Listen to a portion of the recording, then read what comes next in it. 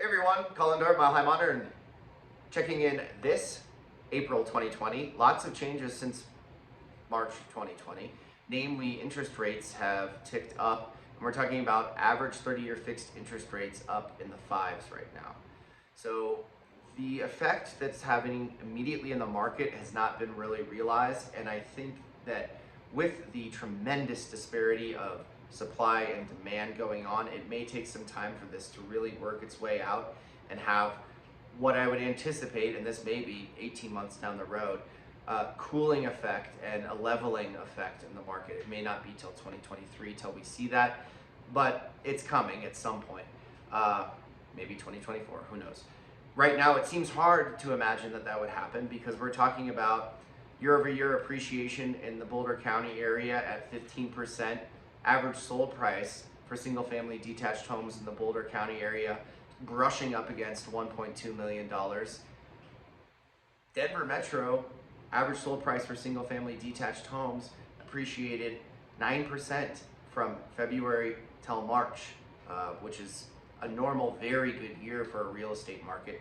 Keep in mind that real estate generally, before all of this mayhem that we've been dealing with and really this extreme sellers market over the last 8 years or so, 3% a year was what you might want to expect from an annualized 30-year metric on appreciation. So going back into the numbers, Denver Metro, again, average sold price on single family detached. I couldn't believe this because I remember starting the year and thinking, what would happen if we got to 800K?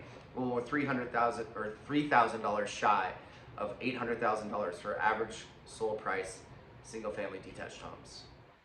Inventory is on the rise. Great news there for seasonality, but I want to talk really how this is going to impact buy and sell side moving forward. I think the time is now for sales. I mean, it's never been a better time to list.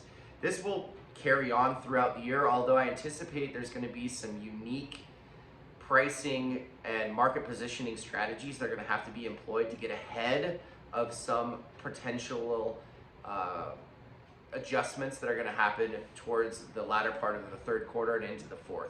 And that this doesn't mean that the sky's going to fall or it's not going to be a successful sale. It does mean that you might not be able to sell your house for as much in the probably August, September, November region as you might be able to sell in the next month or so. So keep that in mind on the sales side. Still a very lucrative time and a successful time. And frankly, most of you have to sell and then turn around and buy. So finding that equilibrium, that happy space where you're not too imbalanced on either end, namely, later in the third quarter into the fourth, is probably a welcome time for you because you'll have a little bit more opportunity to capitalize on both ends of the spectrum. Speaking of buyers, obviously the cost of money is getting more expensive, and that is never a fun thing to see as you're out pre-approved and shopping.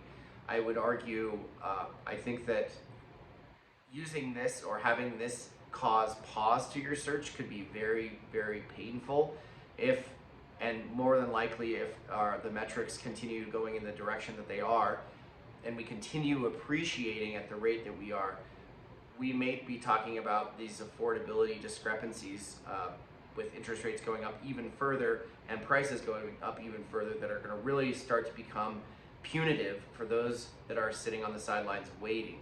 Now, I understand if you're not going to make a move for 6 months, 12 months, this may be a little less relevant for you, but if you're out pre-approved or about to get pre-approved, I would urge time is of the essence. I do see in years past, I've advised that there can be opportunities in any market at any time of year. It really just depends on how you're coached, how your expectations have been set, and what's important to you. Because I have had zero issue getting first-time home buyers under contract. I've had zero issue getting people with lower than 20% down payments under contract. It is doable. You just need to have a really solid strategy and understand how to compete. I do it every weekend. I'm always happy to chat with you on how to structure your buy-side transaction, price, market, and position your home for the best successful response here in this market. It's been really wonderful, exciting to have this work. Very, very exhausting, not gonna lie, but I'm honored to have the opportunity. I hope I get the chance to talk to everyone next month. As always, keep me in mind if you have questions, comments, concerns, you, friends, family. I'm always happy to hop on a call and kind of talk real estate strategy and structuring transactions and approaches to be bespoke to your long-term goals. Till then, take care, ciao.